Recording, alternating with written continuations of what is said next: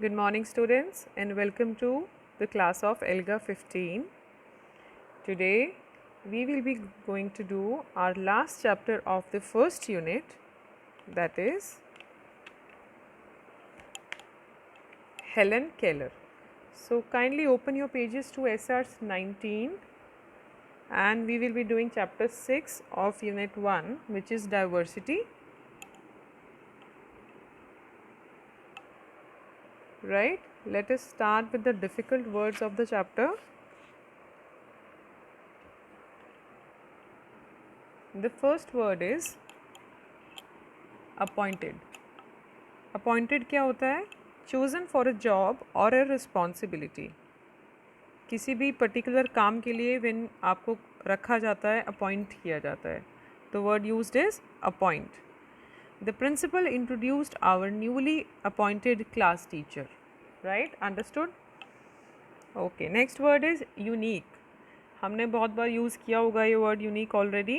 Unique मतलब one of its kind, सबसे अलग, स्पेशल और unusual. Nisha's paintings were unique and beautiful. अलग सबसे, right? Next word is demanded. Demanded का मतलब need और require. किसी चीज़ को demand करना, उसकी need show करना. The project demanded lot of my time and focus. All right. Remarkable. Remarkable क्या होता है? Something very unusual, something extraordinary. Not usual, worthy of attention. कोई चीज़ जो आपकी अटेंशन सीख करे उसको रिमार्केबल बोलते हैं. Kirti made remarkable progress in her English speaking. Remarkable, unusual, सब थोड़ा अलग, बहुत अच्छी. Accompanied, go somewhere with someone as a companion. Accompany करना, आप अपनी मदर को या फादर को कहीं जाने के लिए अकम्पनी करते हो. आपके स्कूल के स्टूडेंट्स आपके साथ स्कूल में आते हैं, they accompany you. Okay. Anita accompanied me on my first day to school. Next word is consistent. Consistent मतलब कंटिन्यूसली कोई एक चीज़ को करते रहना, डट के. अनचेंजिंग और standard over time. The quality of her work is consistent. वो हमेशा ही अच्छा काम करती है, इसका मतलब ये है स्टूडेंट्स. ओके, और आपको भी ऐसे ही अच्छा काम करना है हमेशा. Next word is champion. Champion is a person who supports, defends और फाइट्स फॉर अनदर पर्सन और अ बिलीफ. चैम्पियन का यहाँ पे ये मतलब है. अदरवाइज चैम्पियन का मतलब ये भी होता है किसी चीज़ को कोई बहुत अच्छे से करता है. स्पोर्ट्स में कोई किसी पर्टिकुलर स्पोर्ट में चैम्पियन है जो विन करता है हमेशा. A person who supports, defends और फाइट्स फॉर अनदर पर्सन और अ belief. Jinal is a champion of causes related to education of children. Next is awareness. Awareness क्या है? Knowledge of a situation or a fact. किसी भी चीज़ के बारे में अच्छे से knowledge होना is called awareness. There is greater awareness around benefits of daily exercise. Daily exercise की सबको awareness है कि benefits होते हैं daily exercise के. Next word is establishing. Set up something on a permanent basis. किसी भी चीज़ को establish करना मतलब हमेशा के लिए set करना किसी चीज़ को. Rita helped me in establishing a dance institute. Hope you understood all the difficult words of the chapter. Now let us start with the chapter. Helen Keller is the story of a woman, a young woman, जो देख भी नहीं सकती हैं और सुन भी नहीं सकती हैं. She can't hear, she can't see. So this is the journey of how she learned normal things of life and how she led a life with the help of her special teacher. Let's start reading. In the year 1887, now this is a very old story and it's a real story. A 20-year-old teacher named Anne Sullivan had just arrived in Alabama, USA. Alabama is a place in USA where this woman, Anne Sullivan, just arrived. She had come to the house of the Keller family. Keller, Helen Keller की family में बुलाई गई थी वो. The first time she met her student Helen Keller, she took her wrist and drew DOLL on it. Nobody in the Keller family understood what was happening.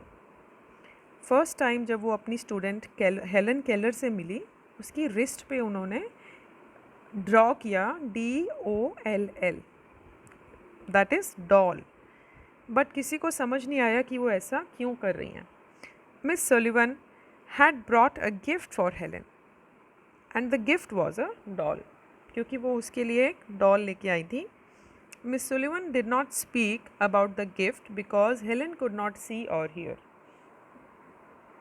Now, as I already told you, Helen could not see and hear. So, उसकी ma'am ने, उसकी जो teacher आई थी, उन्होंने उस gift के बारे में कुछ बोला नहीं, बल्कि उसके हाथ पे इम्प्रिंट कर दिया, लिख दिया. She had lost her eyesight and hearing within 2 years of her birth. अपनी बर्थ के within 2 years, she lost her eyesight and hearing. To teach Helen, a regular teacher could not do the job well. Helen को पढ़ाने के लिए एक regular teacher was not enough. Somebody special was needed. She was to be taught, hence her parents appointed Anne Sullivan to who was blind too. Appointed मतलब उनको appoint किया गया, इस काम के लिए रखा गया. And she was also blind, वो भी नहीं देख सकती थी. It was a challenging task to teach Helen. Helen को पढ़ाना obviously for obvious reasons, it was very challenging to teach हर.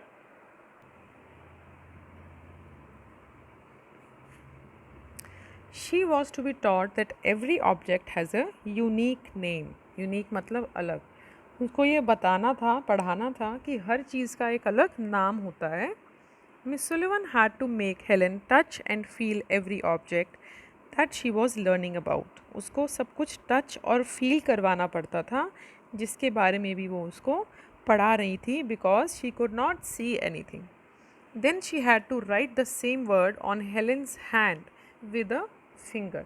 फिर अपने हाथ से वो उस चीज़ का नाम लिखती so that she can feel कि वो क्या लिख रही हैं. One day Miss Sullivan was trying to reach Helen the spelling of mug. So teach Helen the spelling of spelling of mug. Helen was unable to understand it. Hence Miss Sullivan had to try this several times.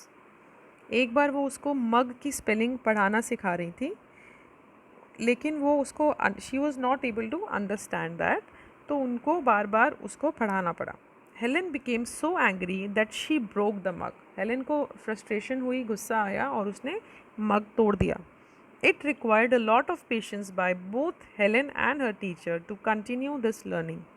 बहुत patience चाहिए थी teacher और student दोनों को इस learning को continue करने के लिए. Once Miss Sullivan was trying to teach Helen a word, she drew a word on her one hand and ran cold water over another. After many failed attempts, Helen got her first word correct that day. The word was water.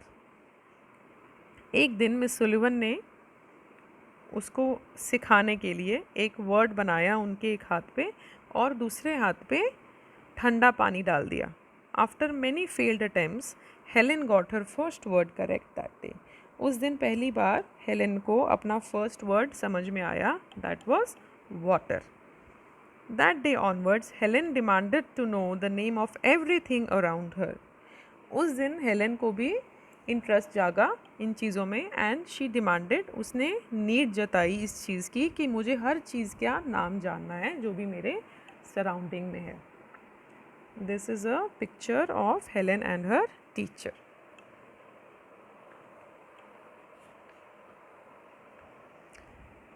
Helen made remarkable progress within a short span of time. Remarkable मतलब outstanding. बहुत अच्छी progress दिखाई उन्होंने बहुत short span of time में. On her teacher's request, Helen was sent to Perkins Institute for the Blind in 1888. अगले साल ही Perkins Institute for the Blind में भेजा गया उनको उनकी टीचर की रिक्वेस्ट पे. Here she learn through a script called Braille. हमने पिछले चैप्टर में भी ब्रेल के बारे में पढ़ा था इन सागर्स वर्ल्ड, जहाँ पे वो ब्रेल को अंडरस्टैंड करते थे. Braille is a kind of script जो ब्लाइंड्स के लिए होती है. Her teacher Miss Sullivan accompanied her in the institute. वो उसके साथ इंस्टीट्यूट में भी गई. She also attended a school for deaf students. उन्होंने एक स्कूल डेफ स्टूडेंट्स के लिए भी अटेंड किया. डेफ मतलब जिनको सुनाई नहीं देता. She was deaf also, so वहाँ भी उन्होंने क्लासेस लगाई. Here she made a slow progress on learning to speak. वहाँ उन्होंने धीरे धीरे बोलना सीखा. This is about Helen Keller. With her consistent efforts, she learned to lip read by placing her fingers on a speaker's lips. उनके consistent मतलब लगातार efforts करने से उन्होंने लिप को रीड करना सीखा जब अपनी फिंगर्स को स्पीकर्स के लिप्स पर रखती थीं. Understanding students, her desire to learn and get education did not stop here. वो यहाँ भी नहीं रुकी. अंधी और बहरी होने के बावजूद भी now she could read a little, she could speak a little and she could lip read other people. But उनको और भी पढ़ाई करनी थी. She took admission in Radcliffe College, Harvard University. At the age of 24, Helen Keller earned her graduation degree. She became the first blind and deaf person to get a Bachelor of Arts degree. No other blind and deaf person had achieved this so far. Of course, students, this is something next to impossible. किसी अंधे और बहरे person के लिए एक bachelor की degree लेना is a very big achievement. And she was really very hard working and she was very smart that she was able to do that. 24 की एज में हेलन केलर ने ग्रेजुएशन की degree पाई Radcliffe college, Harvard university से. और she became the first blind and deaf. वो ऐसी first person थी जो ब्लाइंड एंड डेफ थी और उन्होंने बैचलर ऑफ आर्ट्स की degree pi. This is a real picture of Helen Keller. Okay. She wanted to use her education to tell other people about the difficulties of differently abled people. She did this by writing in magazines and newspapers. She wrote many books including The Story of My Life, The World I Live In and The Open Door. उन्होंने अपनी education को use किया दूसरे लोगों को बताने के लिए कि डिफरेंटली एबल लोगों को कितनी डिफ़िकल्टीज़ होती हैं. Because we being normal can never understand how much difficulty differently abled people feel. हमें नहीं समझ में आता ना कि अंधेरा कैसा होता है. We don't know because we are all fine, right. So उन्होंने ट्राई किया कि हम जैसे लोग, नॉर्मल लोग, समझ सकें कि डिफरेंटली एबल्ड लोगों को कितनी प्रॉब्लम्स होती हैं. उन्होंने ऐसा कैसे किया? मैगज़ीन्स और न्यूज़पेपर्स में आर्टिकल्स लिखे, राइट.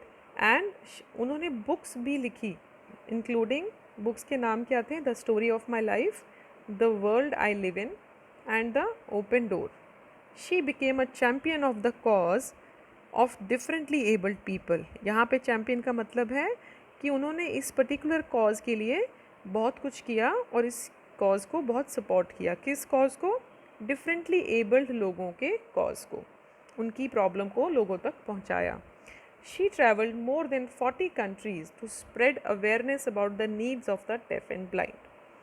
उन्होंने जगह जगह मोर देन 40 कंट्रीज़ में अलग अलग जगह ट्रैवल करा और she tried to make other people understand.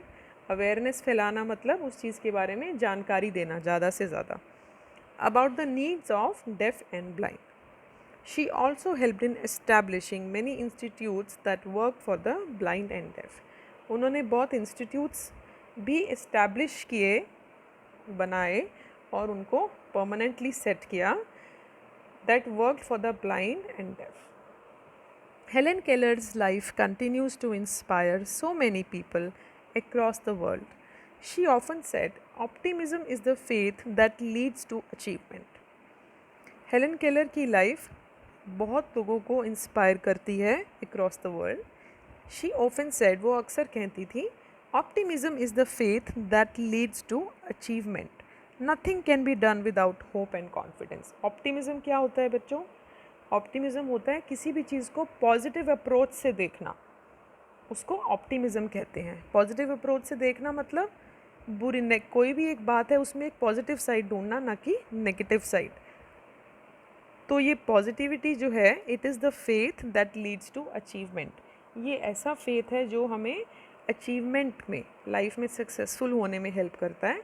Nothing can be done without hope and confidence. अगर वो होप नहीं करती कि मेरे जैसी अंधी और बहरी इतना कुछ कर सकती है लाइफ में, वो होप नहीं करती, वो पॉजिटिव अप्रोच से काम नहीं करती, कॉन्फिडेंस नहीं होता उनके अंदर, तो वो ये सब नहीं कर पाती। सो this is the lesson of this chapter, that we should always be optimistic towards our life, and we should always stay hopeful and confident about what we can do. Understood, students? This is again a picture of Helen Keller, and here is a small thing written about Helen Keller. Helen Keller's biggest contribution was that she became an example for people who were differently abled. She helped set up many organizations that work for the people who are visually impaired. Helen Keller International is one such organization.